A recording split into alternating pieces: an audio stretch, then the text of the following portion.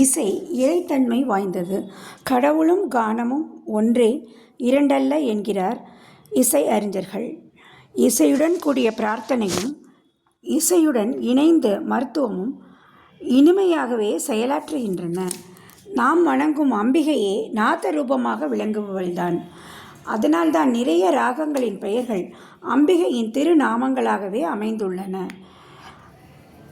அவை உதாரணமாக சாருமதி, கல்யாணி, வசந்தா, லதாங்கி, ஹேமவதி, பிந்துமாலினி, கனகாங்கி, ரத்னாங்கி, ரேவதி, சரஸ்வதி, ரூபவதி, நாகநந்தினி, ராகவர்தினி, ஷியாமலாங்கி, சாவித்ரி, பைரவி, வாகதீஸ்வரி, சிவரஞ்சனி போன்ற பல ராகங்களை சொல்லலாம்.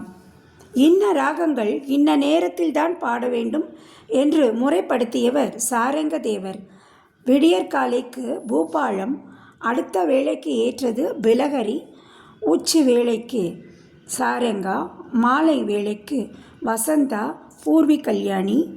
ஆகிரி ராகத்தை பகலில் பாடக்கூடாது, பூபாலத்தை இரவில் பாடக்கூடாது.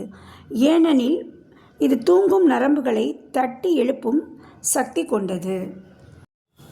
ஒவ்வொரு ராகமும் ஒரு குறிப்பிட்ட நோயை தீர்க்க உதவுகிறது என இசை மருத்துவ ஆராய்ச்சியாளர்கள் கண்டறிந்து உள்ளனர்.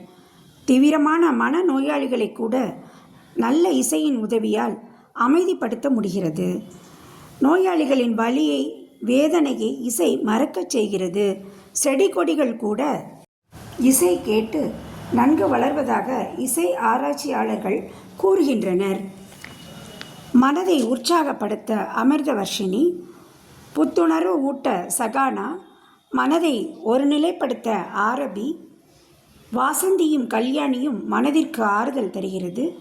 நீலாம்பரி ராகம் நம்மை தூங்க வைக்கிறது. பூபாலம் தூங்கும் நரம்புகளை தட்டி எழுப்புகிறது. காஃபியும் மோகனமும் பரவச நிலைக்கே கொண்டு செல்கின்றன. மேகரஞ்சினி ராகம் மேகத்தையே திரள வைக்கும் தன்மை வாய்ந்ததாம். திரண்ட மேகத்தை மழையாக பொழிய வைக்கும் சக்தி அமிர்தவர்ஷினி ராகத்திற்கு உண்டு.